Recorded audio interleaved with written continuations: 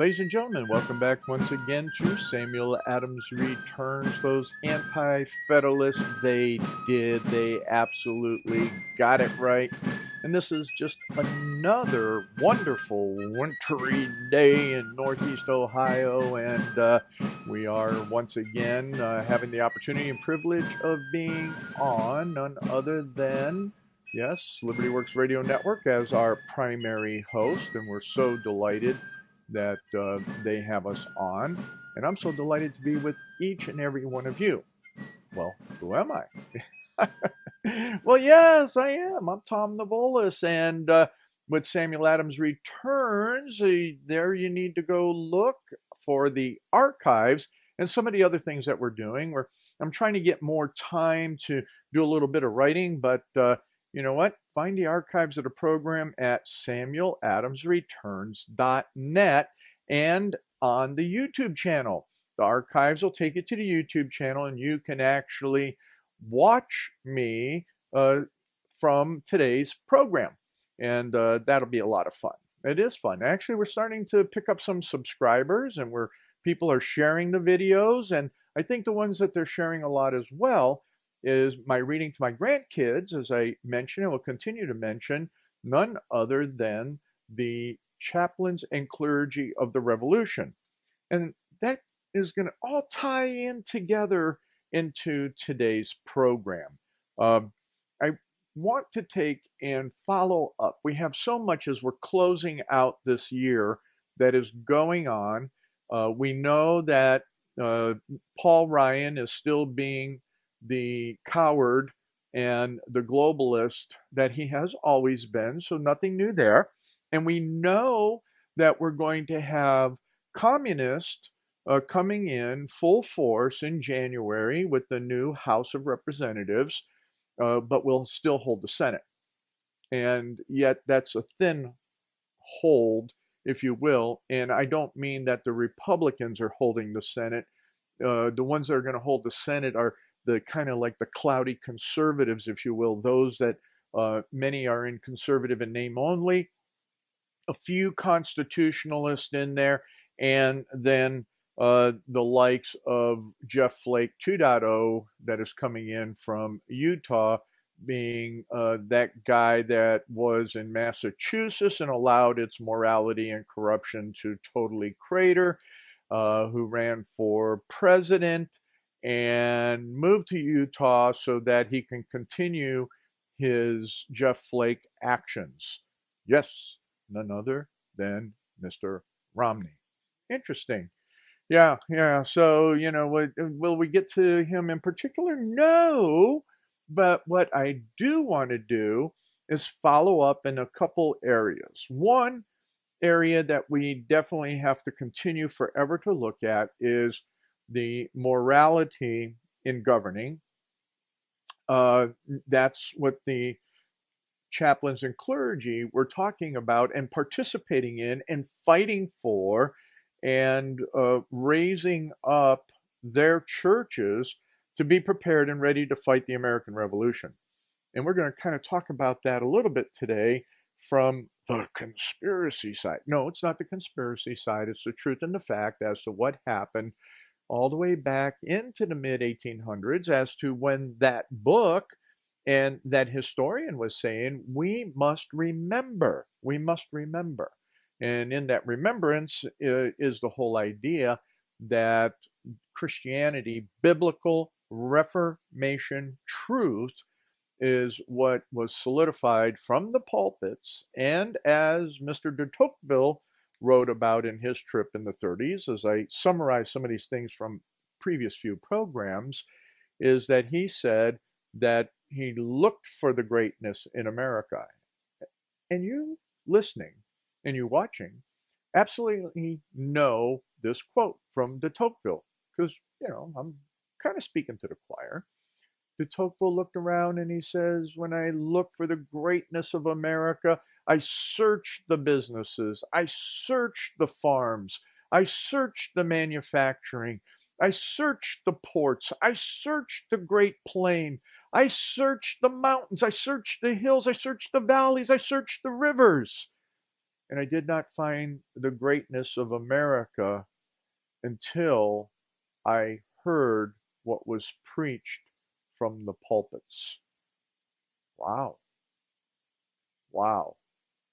We still don't get it, you know. So that was in the 1530s. He wrote in the 1830s. He wrote in the 1850s, in the culmination of his work.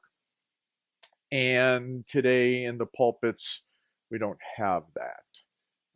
So we'll talk about that a little bit, but we want to do two things right now, as I am going to remind you once again to go to samueladamsreturns.net for the archives of the program, but also where you can go and get a copy of both of my books, and the one that you want to get for your gifting. Although, you know, Christmas to me is all about remembering Jesus Christ and that he is the Lord of Lords and he came for us. But there's a lot of people that do. They gift things. So what better thing to gift than a book? And if you would take and get the book Covenant, From Covenant to the Present Constitution, it's a workbook. It's a heavy read. It culminates a lot of everything we talk about here. And go get a copy of the book, and you can find the link there. If you want a personalized copy, send me an email. You'll find the email there on the website. Send me an email, and I will send you with the appropriate $20 for the book.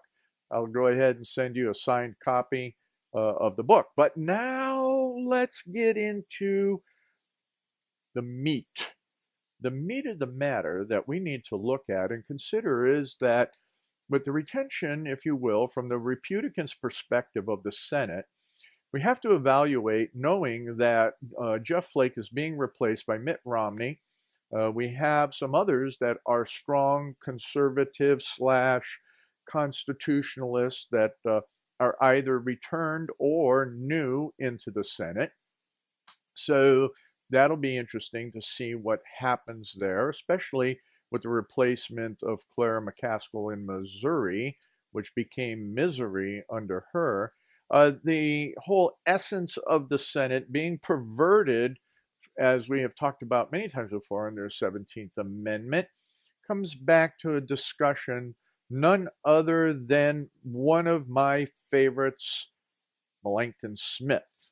Now, we talked about Melancton Smith last week and what he had to say in just the House of Representatives and a few other things, but go listen to that archive.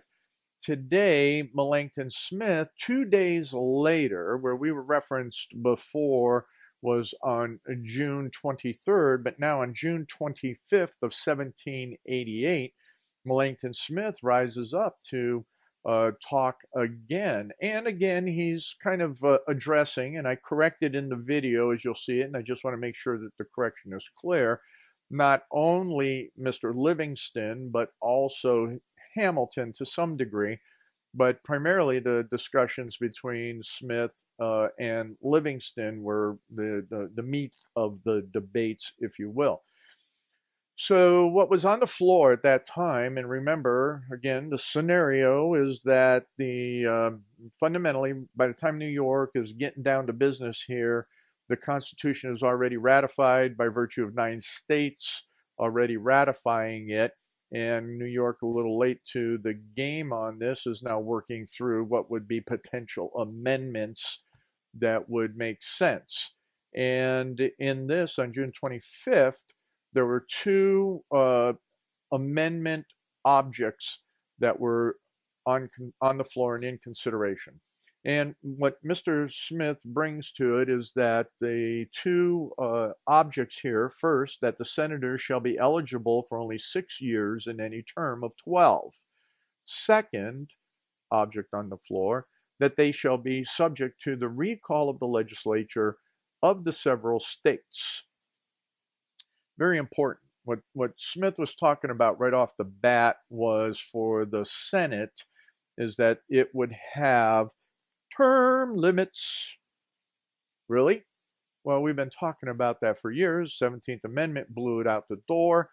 And what also got blown out the door was the whole idea of the state legislatures being able to recall the senators. Now, that's very critical. And we're going to talk more about that here as we get into the second segment, because Kathy just gave me the high five.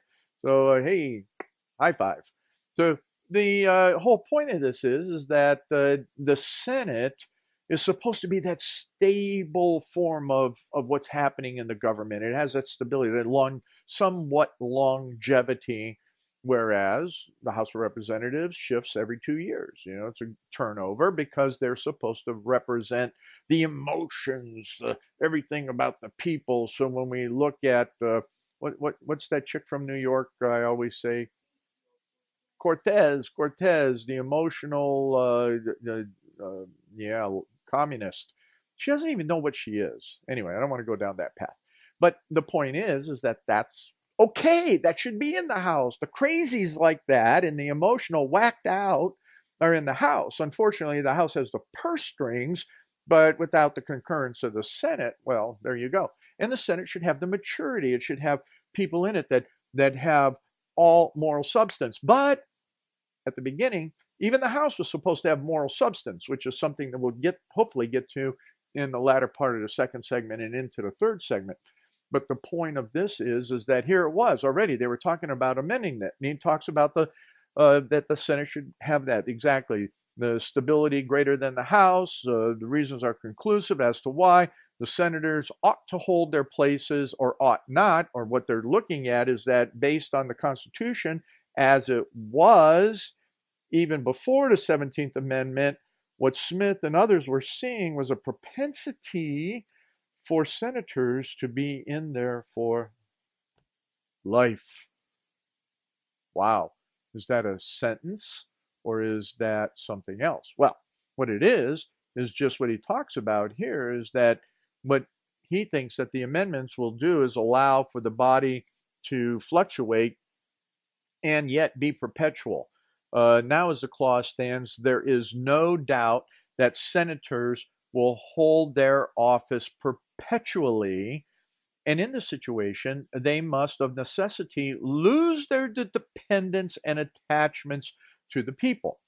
It is certainly inconsistent with the established principles of republicanism that the Senate should be a fixed and unchangeable body of men. There should be then some constitutional provision against this evil. A rotation I consider as the best possible mode of effecting a remedy. The amendment will not only have a tendency to defeat any plots which may be formed against the liberty and authority of the state governments, but also it will be the best means to extinguish factions that often prevail when there are sometimes so fatal to legislative bodies. So those are some really interesting concepts, is that first off, he's talking about the plots that can happen when people are in there for such a long period of time, and that they would plot against the state governments, and they would, around the liberty and the authority of the state governments. So what we have, and especially under the 17th Amendment, as many of you know, is that under the fact that the senators are elected by a popular vote and no longer appointed by the state legislatures, they do whatever they please. Because in effect, when you have a state of high population, they really don't give a flying rip about the people, nor do they have a capacity to go there and find out what is most necessary, nor are they really protecting the states. Instead, they are giving in to the lobbyist. Well, anyway, that's, how that all works and what we've seen and what we're living under. So when we consider the Senate and the makeup of the Senate, to the extent that, yes, I guess having a bunch of Republicans in there gives a better sense towards constitutionality than what we would get with the Democrats, because we have seen that they have worked in a cabal to take us out of liberty and into slavery. And we're going to talk about that some more because he talks about it. Melancton Smith talks about it in 1788. And so come on back when Sam Adams returns and those anti-federalists, they absolutely got it right. And that's what's happening here in snowy Northeast Ohio. Ladies and gentlemen, welcome back once again to Samuel Adams Returns. Those anti-federalists, boy, they did. They got it right. They were so predictive. And this is your host, Tom Navolis, and I'm delighted to be with you today and all that has happened. There's a lot that's been happening, and there's a lot of stuff that happened this past week that I will not comment on because there's enough comments about the comments of those comments of what happened this week. And really, anyway, I'll just let you kind of fester on that. You get the idea that I wasn't impressed with some of the midweek activities, if you will. I always feel sorry for people because of things that happen in their lives or their families, but at the same time, there's thousands and hundreds of thousands of people a day that meet their maker, and the profundity is not so explicit. Anyway, back to our friend Melancton Smith in a moment, but first, ladies and gentlemen, as you probably have heard on the either side, and you will on either side of all of the programming, is that we're here today at Liberty Works Radio Network, and definitely on the Samuel Adams Returns YouTube channel, where you can see these archives by going through samueladamsreturns.net. But you know, Liberty Works Radio Network is you. It's all about you, and it is you because it is listener funded, and we're so delighted that you can check out all the other hosts and hostesses, and me. And you're here with me today. And we're here to talk about Melancton Smith, a little bit on the Senate. We're going to talk about morality in government. And then a little bit on, the churches. I'll get in. I'm just going to touch on the peripheral, is that it was a plan to corrupt the churches to the extent that some churches only get so focused on the Bible that they forget that they need to be active in society. And I think that being focused on the Bible, we need to do individually without any question in my mind. But, maybe I'm going to start a whole new thing. You guys hear me starting all these new things, but boy, just never have time to start the new thing. And that being, I was thinking about it earlier. I'm thinking on calling it proactive Christianity or something like that.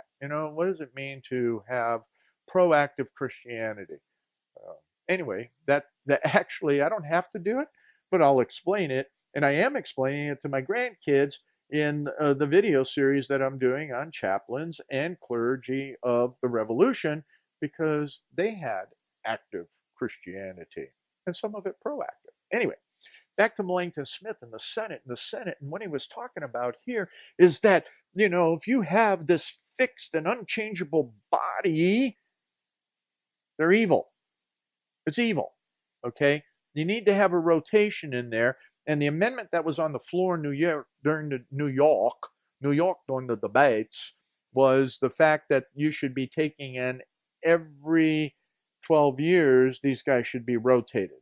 So at that time, it was a proposal, even to the states, to have term limits for the U.S. Senate, and to the fact that the states the state legislatures were the ones to appoint the Senate. So, we've got a lot of things that are all messed up. Go visit your senator. Maybe you'll get in. But you know what? If you're a lobbyist, you'll get in a whole lot better. Right, Kath? Yeah, she's over there nodding her head.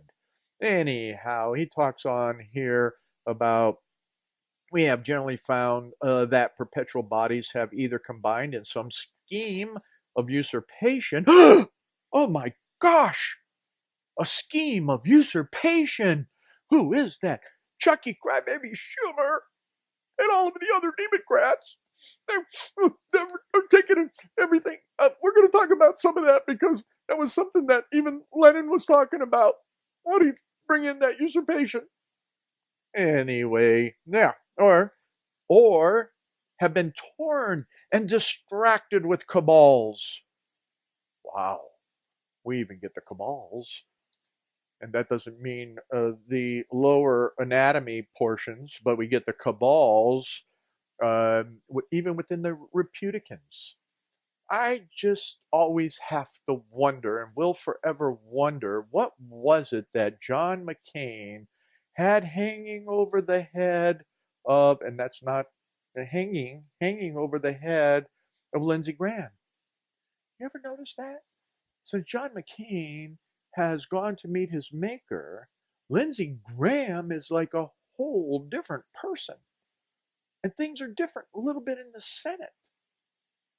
What type of cabal is going on there? Oh, go look up the definition of cabal. Let you do that on your own. Anyway, let's keep going on here. We're just kind of cranking through. Both have been the source of misfortunes to the state. Most people acquainted with history, are you acquainted with history? You know, I think Lou Dobbs said it really well this past week, is that we don't teach civics. We don't really teach history anymore in America. So maybe you, my listening friends, are acquainted with history. If not, that's why you're listening to this program, so I can bring some of that. The Anti-Federalists got it right. You know, we're looking in the mirrors of history here. Anyway, most people, the assumption is, wow, what a crazy assumption they had. That's a piece that's not relevant for today. Most people acquainted with history will acknowledge these facts. Our Congress would have been a fine field for party spirit to act in. That body would undoubtedly have suffered all the evils of faction had it not been secured by the rotation established by the Articles of Confederation. I think a rotation in government is a very important and truly Republican institution. All good Republicans, and I'm not talking about the Republican Party, I'm talking about the concepts and theories and practical application of republicanism. All good Republicans, I presume to say, will treat it with respect. Wow, good rotation in government. Well, we know that the Republican Party doesn't treat it with respect, because otherwise, when they have these majorities, when they had the House and they had the Senate and they had a president, especially like President Trump, guess what? They could have reversed the 17th Amendment. Guess what? We could have taken and stood on the true values and principles of republicanism. Wow. But then again, you had all the emotional globalists, socialists, actually fascist Republicans in the House, and then who knows what John McCain was all about. I mean, that's wow. Anyway, from that point, we'll just continue to flow through this. It is a circumstance strongly in favor of rotation, that it will have a tendency to diffuse a more general spirit of emulation and to bring forward into office the genius and abilities of the continent. We don't have a lot of that anymore today. And so, you know, what happens is he talks about this. Here it is. I think this is the beauty of the whole thing. If the office is to be perpetually confined to a few other men of equal talents and virtue, but not possessed of so extensive an influence, may be discouraged from aspiring to it. So he's trying to say that others that would really want to go out there and do the job, if you have these guys in there forever, Mitch McConnell and others, that who wants to go try and battle against them to do the job, especially when you have party spirit that the Republicans and the Democrats have, and they have all this money and all this other stuff. Where do you find the good people that are going to step up and say, gosh, I got an uphill battle? We found a few this last cycle, and we got to find a few more for the next cycle. But anyway, they go on here to say that, or at least he goes on to say, is that the more perfectly we are versed in the political science, the more firmly will be happy principles of republicanism be supported. The true policy of constitutions will be to increase the information of the country and disseminate the knowledge of government as universally as possible. Oh my goodness gracious. That means we have to have a real educational system. A real educational system. We don't. We have an indoctrination system, so these principles that he's talking about just aren't there, except maybe a few places. Very few, one or two, maybe three, that's it. Even in private schools, private parochial schools, the three that I'm thinking of are at the collegiate level. Okay, so he goes on to say that as the Constitution now is, you only give an opportunity to two men to be acquainted with the public affairs. Whoa, whoa, think about that one. Well, anyway, he goes on to say, it is a maxim with me that every man employed in a high office by the people should, from time to time, return to them, that he may be in a situation to satisfy them with respect to his conduct and the measures of administration. If I recollect right, it was observed by an honorable member of New York that this amendment would be an infringement on the natural rights of the people.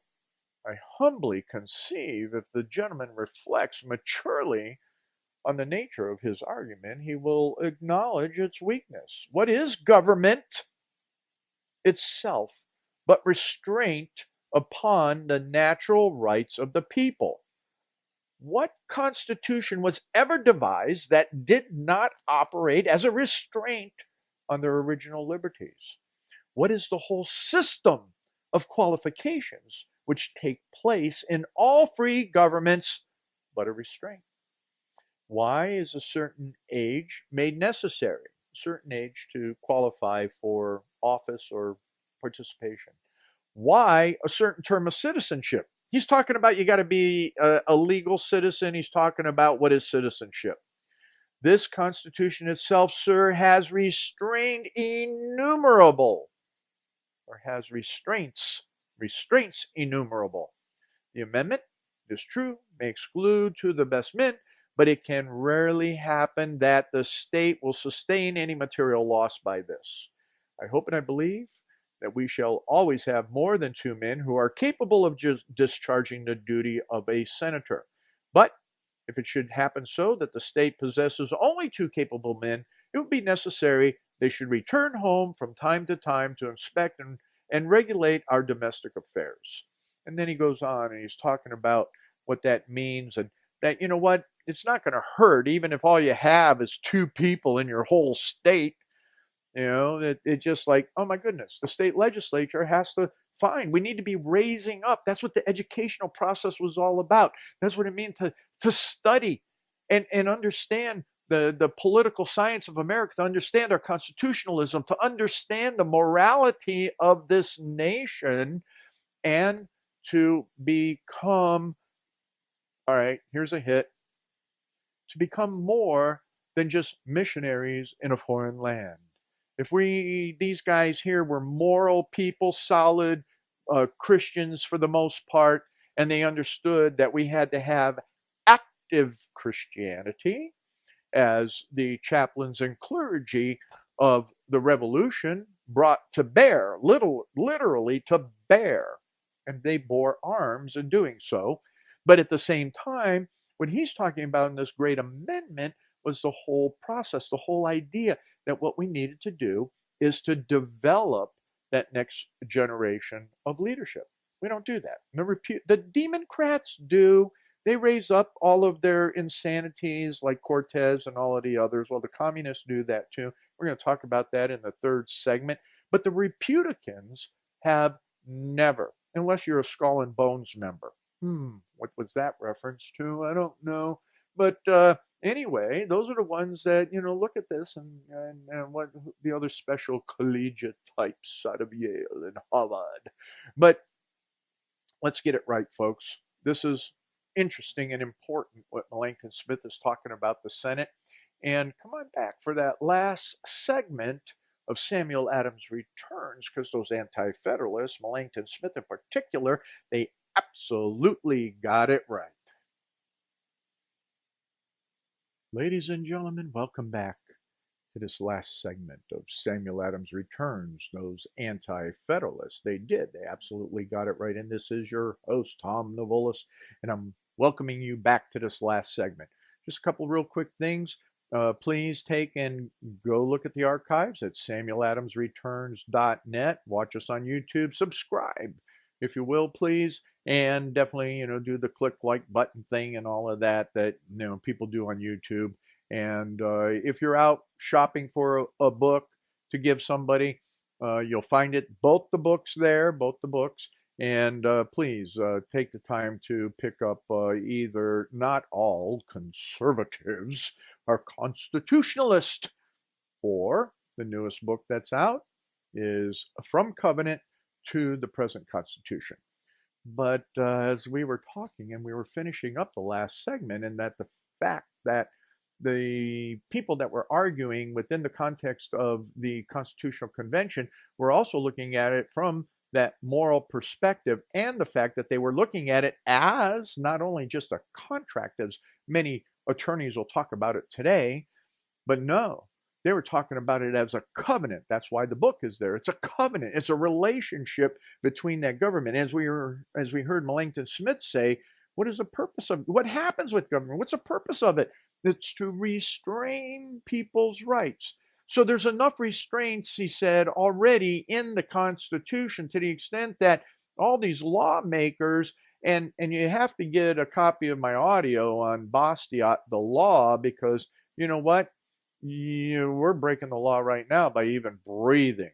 EPA and all of the other things. Anyway, we can talk about that forever. But one of the things that they understood, that we needed to have a moral foundation. We needed to be able to drive through this from that basis of morality, and understanding that the morality, the only places that it was getting is that the churches.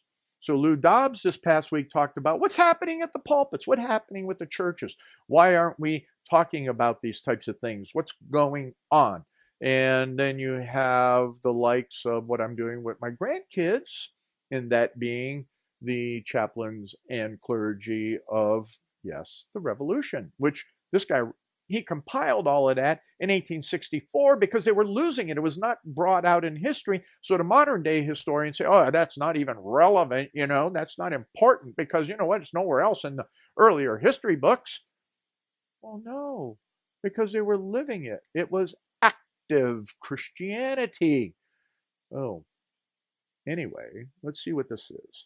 President Woodrow Wilson in 1913, quote, some of the biggest men in the U.S. in the field of commerce and manufacturing are afraid of somebody, are afraid of something.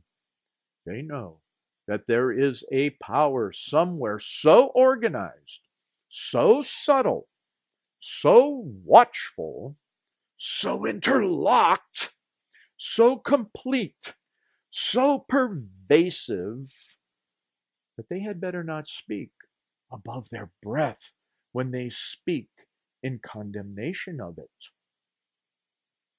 Woodrow Wilson, Wilsonian constitutionalism, we talked about that last week, is that living constitution. And he was talking about this fear.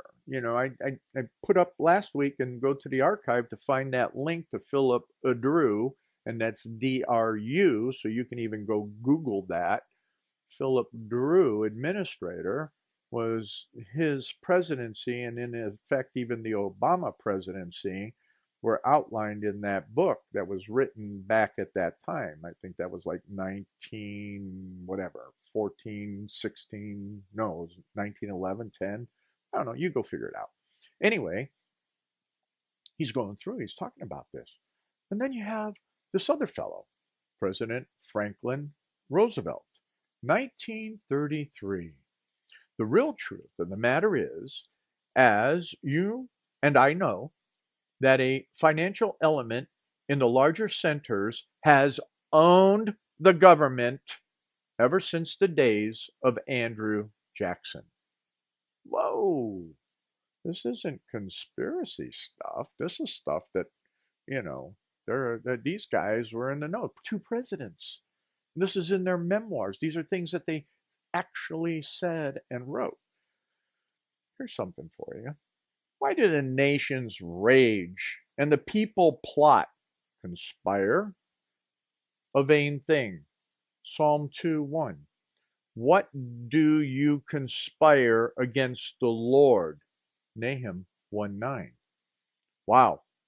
There's a real thing about conspiracies, and there's another thing that's not. And there's a lot of information that can be tied together on that. There's some real interesting books that have talked about the likes of the Council of Foreign Relations and all of that's out there. If you read from Mr. Quigley, Carroll Quigley, who was Bill Clinton's mentor, and what he talked about in his book, Tragedy and Hope, A History of the World in Our Time. And I've read it, and I really appreciate the response that Cleon Skousen made to that in The Naked Capitalist, to the extent that he did. But wait a minute, there's things going on here, things going on. So just taking and looking at this idea of not necessarily a conspiracy, but a blueprint, something that would even affect the churches.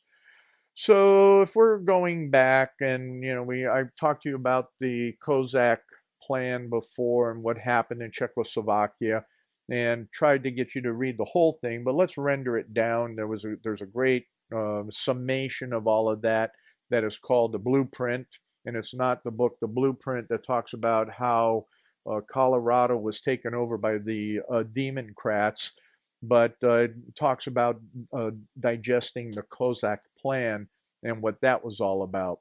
And we're going to try and jam through because we got about 8 minutes left here in this segment. But anyway, it was all put together, and the communist leaders looking through all of that. And some of the things that they were looking at is how do you take key positions in the legislative branch, the executive branch, and the judicial branch of government, as well as appoint key positions in the bureaucracies. So that's what we have going on that President Trump is really fighting right now, is that for the last 100 years, we have had these infiltrations in the bureaucracy. So that's where the real swamp's at that we're dealing with here, as well then as what's happened in the judicial branch. We've got the Cortezes and the Bernie Sanders, and we got the Schumers and all of the others, and even in the Republicans with who's that dude from Massachusetts that actually lives in Utah now? What did I say his name was way back in the first segment? But he's part of this cabal, if you will. And so he's in the legislative branch. And the executive branch, we have what's going on in DOJ, we have what's going on in FBI, we have what's going on in all the other departments. With Melancton Smith said last week, just the way the Constitution was written had too many departments and too much bureaucracy. Wow. Wow, wow, wow, wow, wow.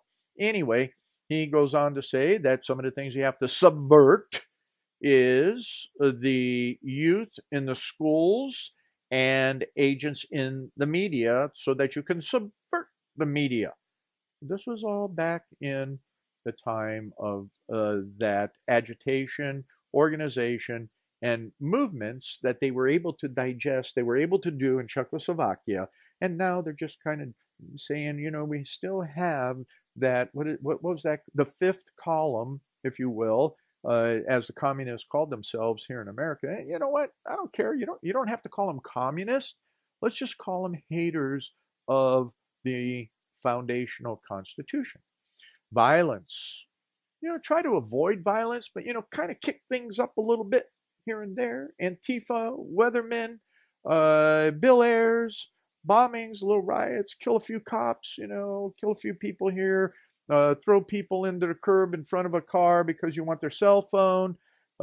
In 74, Sobolov did take and go through all of this, He went through a decisive requisites on the various things and what needed. 74? Holy schmoly.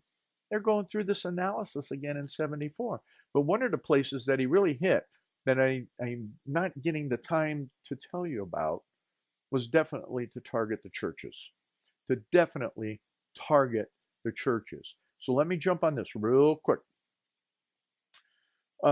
Some even believe we, the Rockefellers, are part of a secret cabal working against the best interest of the United States, characterizing my family and me as internationalists, and of conspiring with others around the world to build a more integrated global political and economic structure.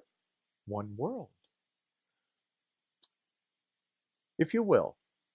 If that's the charge, I stand guilty, and I am proud of it.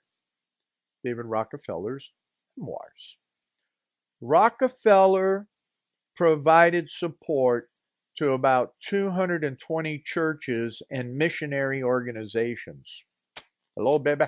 Little money cranking in there. What if you're on the board? Oh, yes, he was. He was on the board. And that's even the missionary organizations of his own denomination, Baptist, as well as about 80 institutions of other denominations, to more than 160 social welfare and moral reform organizations and institutions, and to more than 100 schools and universities. That's in all of the Rockefeller archives. You can find that.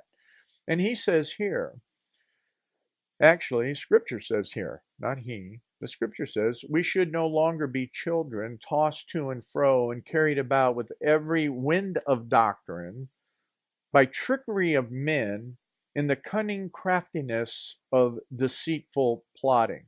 Ephesians 4:14. So what we have here is the infiltration and deceptions have been tools of conspirators through the ages.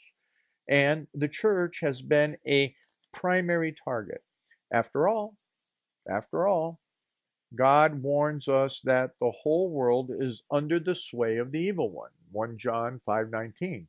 One of his most effective schemes is to redefine God's word and divert Christians from his unchanging truths to man's shifting ideas.